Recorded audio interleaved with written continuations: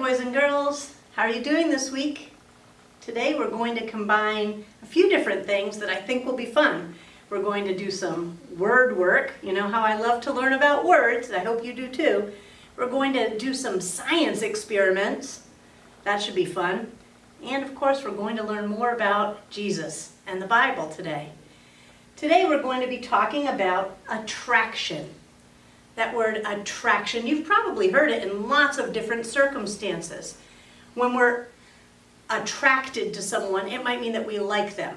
We're drawn to them. If we find someone attractive or something attractive, usually we mean it looks nice to us or beautiful. You might be attracted to a fancy dessert if you're at a restaurant. I'm attracted to chocolate desserts myself. Or if you've been at the movies, they talk about coming attractions. Those are the films that are going to be shown pretty soon. The ones that we're going to want to go to, hopefully. So let's see. How would attraction tie into science or tie into the Bible? Let's talk about that. Flowers and butterflies. Let me explain that one again. Bees and butterflies are attracted to flowers. They really like those bright colors that they see in the flowers, and they like the nectar that they can get from the flowers. So flowers attract bees. If you've ever helped with the laundry at home, you've probably seen how static electricity can make objects cling together. That's why we use those dryer sheets. They stop static electricity. But if I don't use them, sometimes something like this might happen. This poor teacher's up at the board and doesn't realize that when he took his shirt out of the laundry, there was a sock stuck to it. I've had that happen before when I've washed sheets. One week I had like a lump in my pillow and I kept thinking, what is bothering me while I'm sleeping? And I finally reached into my pillowcase and realized, the missing sock that I had been looking for was stuck inside the pillowcase from static cling. Let's see how static electricity works in real life. Hopefully this experiment will work. It's kind of humid in here, and sometimes that affects static electricity. I'm going to rub this balloon on my hair to see if I can transfer some electrons onto the surface of the balloon. Let's see what happens when I touch the balloon near this tissue paper on the table. Look at that. It picked up the tissue paper onto the balloon. It made a charge that attracted that paper or drew the paper to the balloon. You might be familiar too with magnets. I know I love playing with magnets. I find them fascinating. I used to have a really big magnet that my father had brought home to show me, and it was super powerful. So you could lift up really heavy things with a fairly small magnet. Magnets attract some metals like iron. They don't attract all metals, but I have this little magnet here. It's kind of fun to see which things magnets attract. Doesn't do anything to the balloon that's not made out of metal. Doesn't do anything to the plastic table, but it picks up my hair barrette, which has metal on it. I can pick up an entire chain of paper clips. These have plastic coating on them, but there's metal inside. So it can pick that up. It attracts the metal. Positive attracts negative charges. They attract opposites. Now this is a plastic box. What do you think will happen when I put the magnet near it? Should it pick it up? Should it attract it? Must be something inside the box. If it had just been the empty plastic box, nothing would have happened, but sure enough, there's metal safety pins inside. And we know that the magnet will attract something metal. They have opposite charges. You've probably heard that phrase even, opposites attract. If you take magnets and put the opposite side, it's really cool what happens. Instead of attracting, they push away from each other. There's another word for that. Here's where our word work is going to come in. Attract. We talked about how flowers are attracted to bees. Objects cling together from static electricity, and magnets attract iron. Attract means to cause to come near, or to gain the attention or admiration of. attract, to draw close, to pull in. The opposite, when I said the magnets, if you have the opposite sides, will repel because they have the same charge. Repel means to push off or to keep out or to cause to feel disgust. So you might feel repelled by food that's gone rotten. It repels you. You want to step away from it. Sometimes people's attitudes might attract you or repel you. That's kind of what we're going to be talking about today, is how we can attract people to Jesus, or if some of our actions might repel people or turn them away from our Lord. So let's figure out in relationships what it would mean to be able to attract someone or repel. Let's look at our Bible verse today, Ephesians chapter 5, verse 2. Live a life of love. Love other people just as Christ loved us. We've talked a lot about how Jesus is a model for us. He's modeled the behavior that we should show, the love that we should show, the way we should treat other people. And today I'm going to read a story to you from the Bible. It's in Luke chapter 19. It's a story that I think many of you are maybe familiar with. But in this story, we see how Jesus draws someone in. Now, Jesus didn't just go to take care of the people that were attractive. He didn't care how someone looked on the outside. He didn't want to spend his time just with rich people or famous people or popular people. Jesus modeled for us what it means to look for those in need.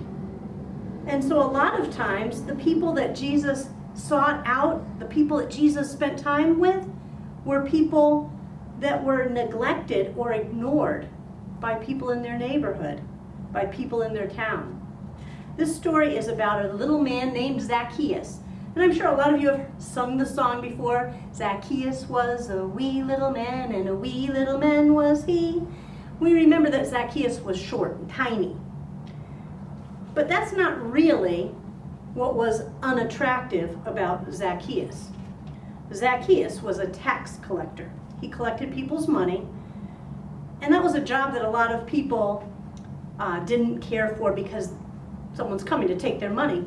But if the person was an honest tax collector, it would have still been a respectable position. However, Zacchaeus was not.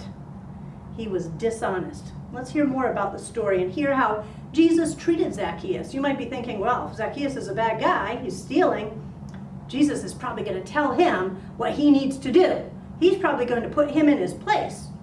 Let's find out if that's what happens. Jesus was walking through the city of Jericho. Many people were crowding around him.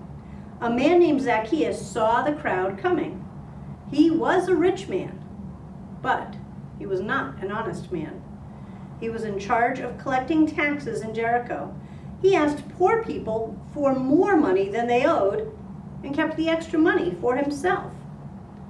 So maybe I owe $2 for taxes, but Zacchaeus comes and tells me I have to pay $10. And he takes $8 for himself and gives $2 to the government. What would we call someone who takes things that are not theirs? A thief, right? So Zacchaeus is dishonest. He's a thief. People in the town do not like Zacchaeus. Zacchaeus had heard about Jesus. He was curious to see him, but he was really short, and he couldn't see above the crowd. You might have felt that way if you were at a parade before, and there's tall people in front of you and you're trying to see. So Zacchaeus ran up and he climbed into a sycamore tree to get high enough to see. From there, he could see everything. Soon Jesus came walking right under the tree. Now, Jesus is walking along, he's seeing hundreds of people along the side of the road, but Jesus knows that Zacchaeus is up in that tree. He looked up and he said, "Zacchaeus, hurry down. I want to stay with you today." Can you imagine the shock of the crowd? Jesus isn't saying, Zacchaeus, get down here. I need to talk to you. You've been doing bad things. Jesus says, Zacchaeus, come down. I want to spend time with you.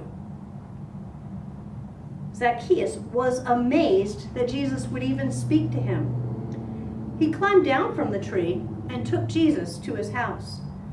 People who knew Zacchaeus shook their heads and grumbled. That man is a cheater! He's a sinner, a thief! And Jesus is going to his house? He's going to eat with him? They were shocked. Zacchaeus was someone that people felt repelled by. They were just disgusted by his behavior.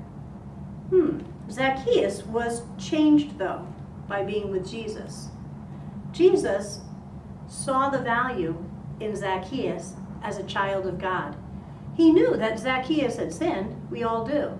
And yet he lovingly went to Zacchaeus and said, I value you. I want to spend time with you. I see the importance in you.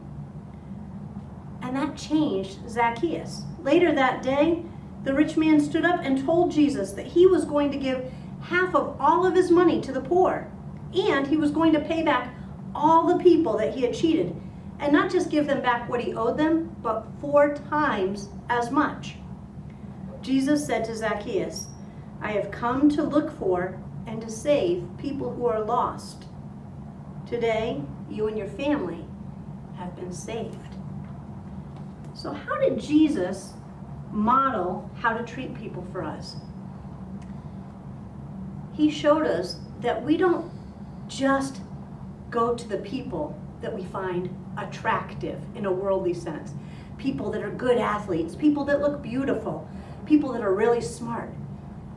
We should be drawing people in, loving people, so that they can be attracted to Jesus, drawn to Jesus. How do we do that?